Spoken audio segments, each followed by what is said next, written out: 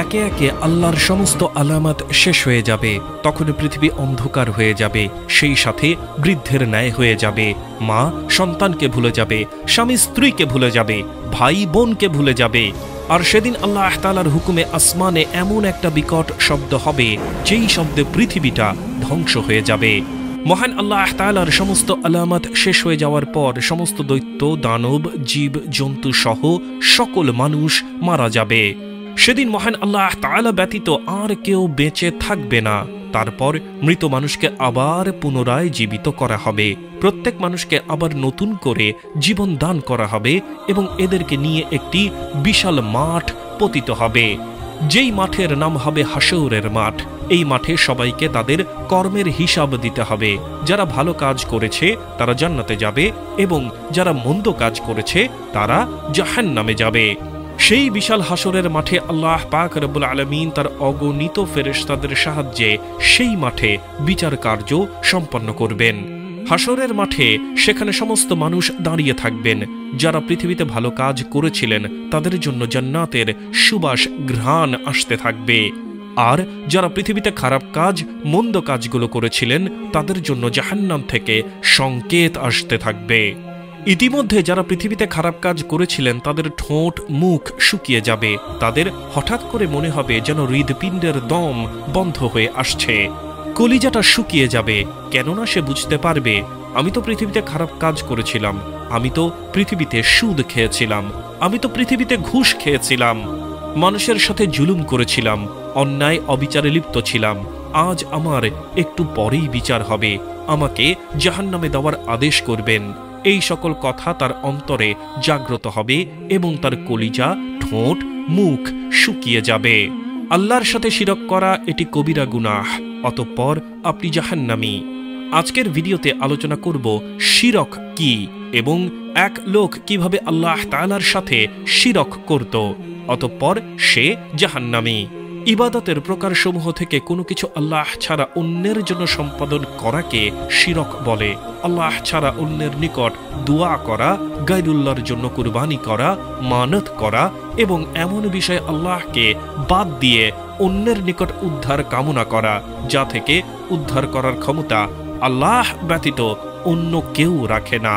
আর তাওহীদ হচ্ছে একমাত্র আল্লাহ তাআলার জন্য ইবাদতকে নির্দিষ্ট করা, এটি হচ্ছে শিরক। তো চলুন একটি শিরকের ঘটনা শুনে আসি। বন্ধুরা, এই ঘটনাটি হচ্ছে রফিক নামের একজন ব্যক্তির। সে অনেক গরিব একজন ব্যক্তি ছিল, অনেক কষ্ট করে পড়ালেখা করেছিল এবং সে অনেক পরহেজগারও ছিল।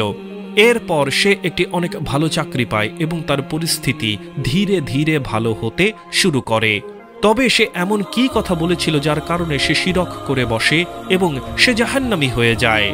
বন্ধুরা, এই ঘটনাটি জানার জন্য আমাদের সাথেই থাকুন। ছোটবেলা থেকেই রফিক অনেক শান্ত স্বভাবের একটি ছেলে ছিল। সে অনেক পরহেজগারও ছিল, প্রতিদিন 5 ওয়াক্ত নামাজ আদায় করত।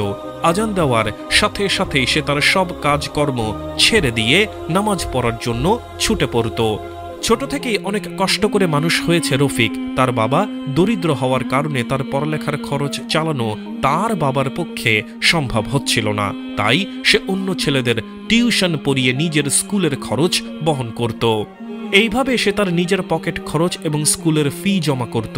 রফিক অনেক ভালো ছাত্র হওয়ার ফলে তার কখনো নিজের টিউশন পড়ার প্রয়োজন হয়নি, কেননা সে নিজেই সবকিছু বুঝতে সক্ষম হতো। অনেক মেধাবী ছাত্র ছিল এবং ক্লাসের মধ্যে প্রতিবার ফার্স্ট আসত। তার রেজাল্ট দেখে তার স্কুলের শিক্ষক সকলেই অনেক খুশি ছিল।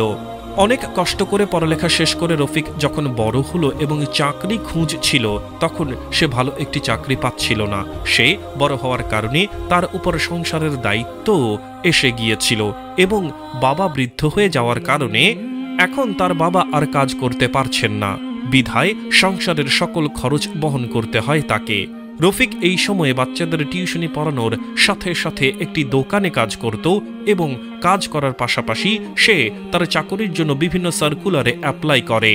কিন্তু সেই সময় তার ভাগ্য কোনো মতেই কাজ করছিল না। সে অনেক চেষ্টা করছিল যেন সে একটা ভালো চাকরি পেয়ে যায় এবং তার ফলে সে যেন তার সংসার ভালো করে চালাতে পারে। রফিক প্রতিনিয়ত 5 ওয়াক্ত নামাজ আদায় করত এবং আল্লাহর কাছে চাকরির জন্য দোয়া করত।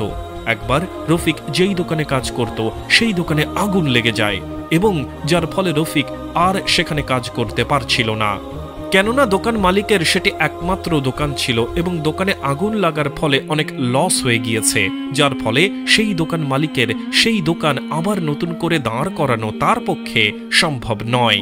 তাই সেই সময় রফিক শুধু 2-3টা টিউশনি করিয়ে অনেক কষ্টের সাথে তার সংসারকে সামলাচ্ছিল। আর অন্যদিকে সে চাকরি তো তালাশ করছিলই, সেই সময় তার অনেক কঠিনভাবে দিন কাটছিল। এরপর একদিন রফিকের সাথে তার এক বন্ধুর দেখা হয়। তার সেই বন্ধু অনেক বড় একটি কোম্পানি দিয়েছিল এবং সেই কোম্পানিটি কয়েক বছরের মধ্যেই অনেক বেশি সফলতা লাভ করেছিল। রফিক যখন সেই কোম্পানিতে ইন্টারভিউ দিতে যায়, যখন রফিক দেখে তার বন্ধু তাকে চিনতে পারে এবং রফিকের পরিস্থিতি দেখে তাকে তার বন্ধু চাকরিটি দিয়ে দেয়।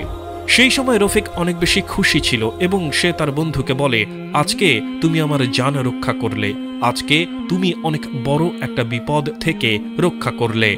এরপর থেকে রফিক অফিস করা শুরু করে এবং অনেক বেশি মনোযোগ দিয়ে সে তার কাজ করে। ধীরে ধীরে এইভাবে দিন অতিবাহিত হতে লাগলো আর সেই কোম্পানি তাকে অনেক ভালো একটি স্যালারি দিত, যার ফলে তার অভাব ধীরে ধীরে দূর হতে লাগলো এবং সে তার সংসারকে অনেক ভালোভাবে পরিচালনা করতে শুরু করলো। 2-3 মাস পর তার বাসার সবকিছু নিয়ন্ত্রণের মধ্যে চলে আসে এবং তার সংসারের সকল সমস্যা দূর হয়ে যায়। সে তার বৃদ্ধ বাবা মায়ের দেখাশোনা করতে পারছিল এবং টাকা জমাও করতে পারছিল এবং অনেক সুখীভাবে জীবন কাটাতে শুরু করলো।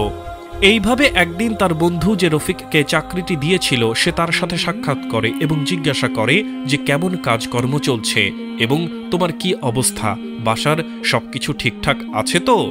যার উত্তরে রফিক বলে, হ্যাঁ, অনেক ভালো কাজকর্ম চলছে এবং আমার বাসার সকল সমস্যা ঠিক হয়ে গিয়েছে, সকল কিছুই তোমার জন্য।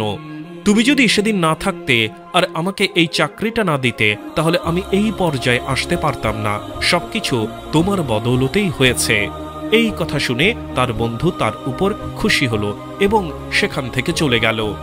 বন্ধুরা, এই ঘটনা শুনে আমরা জানতে পারি যে রফিক অনেক ভালো একজন ব্যক্তি। সে ছোটবেলা থেকেই অনেক কষ্ট করে মানুষ হয়েছে, পড়ালেখা করেছে এবং সে ছোটবেলা থেকেই 5 ওয়াক্ত নামাজ আদায় করত এবং আল্লাহর ইবাদত করত এবং সে তার বৃদ্ধ মা বাবার দেখাশোনাও করে এবং এখন সে ভালো একটি চাকরি পেয়েছে এবং তার সংসার ভালো করে গুছিয়ে নিয়েছে এবং ভালোভাবে দিন কাটাচ্ছে। তবে তারপরেও সে জাহান্নামী। কথাটি শুনে অবশ্যই আপনারা অবাক হয়ে গিয়েছেন। আসুন, সে জাহান্নামী কেন তা আমি আপনাদেরকে বলে দেই। রফিক যখন চাকরি পায় তার বন্ধুর কাছ থেকে, তখন সে তার বন্ধুকে বলে, আজকে তুমি আমার জান রক্ষা করলে, আমাকে তুমি অনেক বড় একটা বিপদ থেকে রক্ষা করলে। এবং পরে যখন তার বন্ধু আবার তার সাথে অফিসের মধ্যে সাক্ষাৎ করতে আসে, তখন রফিক আবারও তাকে বলে, অনেক ভালো কাজকর্ম চলছে এবং আমার বাসার সকল সমস্যা ঠিক হয়ে গিয়েছে, সকল কিছু তোমার জন্য। তুমি যদি সেদিন না থাকতে আর আমাকে এই চাকরিটা না দিতে তাহলে আমি এই পর্যায়ে আসতে পারতাম না, সবকিছু তোমার বদৌলতেই হয়েছে। ব্যাস, এখানে রফিক শিরক করেছেন, কেননা সবকিছু দেওয়ার মালিক আল্লাহ পাক রব্বুল আলামিন। আল্লাহ পাক রফিককে রিজিক দান করেছেন, তার বন্ধু নয়। আল্লাহ পাক রব্বুল আলামিন তার বন্ধুর মাধ্যমে রফিকের রিজিক বন্টন করে দিয়েছেন। তবে রফিক তার বন্ধুকে বলে ফেলল যে তোমার জন্য আমার জীবন আজকে সুন্দর। এটা একদম ভুল কথা। আল্লাহ পাক দিয়েছেন বলেই রফিক সুখী রয়েছে। রফিক এই সকল কিছু বলেছে, এখানেই সে ভুল করেছে, অতঃপর সে জাহান্নামী। শিরককারীকে আল্লাহ পাক জাহান্নামী ঘোষণা করেছেন। তো বন্ধুরা, এই ছিল আমাদের আজকের ভিডিও। ভিডিওটি ভালো লাগলে অবশ্যই লাইক, কমেন্ট ও সাবস্ক্রাইব করবেন এবং ভিডিওটির বিষয়ে আপনার যদি কোনো মতামত থাকে তাহলে কমেন্ট করে জানাবেন। দেখা হচ্ছে পরবর্তী ভিডিওতে। আল্লাহ হাফেজ।